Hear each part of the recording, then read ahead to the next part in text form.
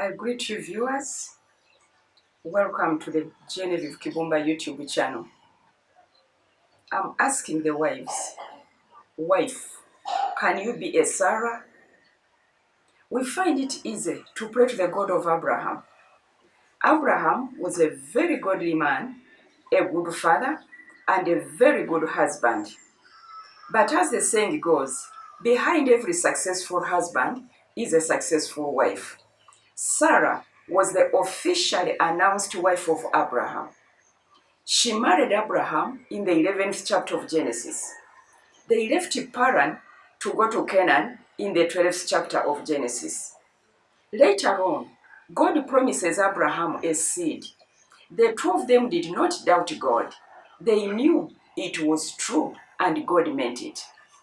But as years rolled by, and it ceased to be with Sarah as the manner of women, she knew that she had misunderstood God. So she advised her husband to try his talents elsewhere, to try them on Hagar the maid. In those days, when a maid produced a child, that child was counted on the official wife. So Sarah tells Abraham to go to the maid. Now, it is either funny or it is understandable that Abraham did not even refuse. He did not argue with Sarah, saying what. My question is, had he been eyeing the maid? We don't know.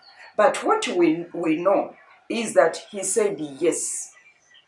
The masterpiece of a question is, what did Sarah do after her husband's consent to go to Hagar the maid? Did she go on leave and then return later after Hagar had conceived? That first time, the first time that Hagar met with Abraham, did Sarah stand at the door, peeping through the keyhole to see what was happening? Did she pace the compound to and fro? Was her heart pumping or racing? Was her brain building pictures of the event? What was going on in her heart? Was she constantly looking at the clock or watch to see the time it was taking? These questions should be answered by wives. Remember, she's the one that had brought out the idea of Hagar. It must have been so painful for her, seeing herself fail to give her husband a child. Maybe that was why Abraham went with Lot, his nephew, for adoption. He must have been missing a son. And the wife Sarah was watching. You can never know the small remarks once in a while that escaped Abraham's lips.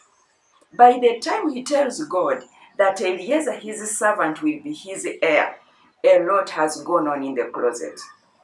When God tells him that he will get a son from his own loins, talks and actions followed. Poor Sarah, she was bewildered and exhausted of thoughts. So she gave the best sacrifice any woman can ever give to her husband, the bosom of another woman, Hagar's bosom.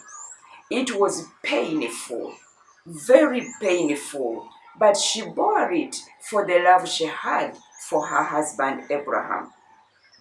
She did not have to wonder for long, because a few weeks later, the morning sickness of Hagar started, a sure sign that Abraham and Hagar had met. The question that hangs in the air is, did Abraham see Hagar once and she conceived, or several times? That detail we shall know from Sarah in Thy Kingdom Come. Wife, can you be a Sarah? Can you sacrifice your pleasure for the sake of pleasing your husband? Can you sacrifice and not make it a conversational material? If Hagar had not misbehaved, Sarah had kept quiet.